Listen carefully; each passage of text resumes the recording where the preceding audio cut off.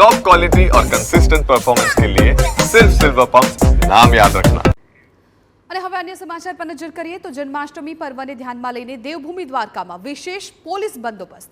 દ્વારકાધીશ મંદિરમાં રાજકોટ રેન્જ દ્વારા વિશેષ વ્યવસ્થા। મંદિરના વિવિધ 6 ઝોનમાં પોલીસ તૈનાત રહેશે। ડ્રોનના માધ્યમથી સતત જગત મંદિર પર નજર રાખવામાં આવશે। મંદિર પરિસરને પણ સીસીટીવી કેમેરાથી સજ્જ કરાયું છે। જન્માષ્ટમીએ દેવભૂમિ દ્વારકામાં શ્રદ્ધાળુઓનો વિશેષ ધસારો રહેતો હોય છે, ત્યારે રાજકોટ રેન્જ પોલીસ દ્વારા પણ વિશેષ વ્યવસ્થા કરાઈ છે। 2 ડીવાયએસપી, 19 પીઆઈ, પીએસઆઈ, 161 પોલીસ જવાનો સહિત કુલ 356 જેટલા પોલીસ બંદોબસ્ત મૂકવામાં આવ્યું છે।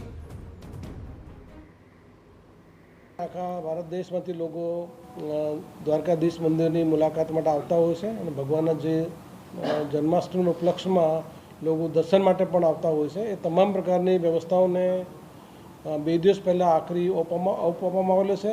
સાથે સાથે જે ત્યાં દરેક પોલીસ અધિકારી કર્મચારીઓ મોટી સંખ્યામાં તૈનાત કરવામાં આવેલા છે। તમામ જગ્યાઓ ઉપર લાઉડ સ્પીકરની વ્યવસ્થા કરવામાં આવેલી છે અને કોઈ નાના બાળકો ગુમ નહીં થાય એના માટે પણ હેલ્પ ડેસ્કની એ ઊભી કરવામાં આવેલી છે। સાથે સાથે જે દરેક જગ્યા ઉપર પોલીસના અધિકારી કર્મચારીઓ વોકી ટોકી સાથે તૈનાત કરવામાં આવેલા છે।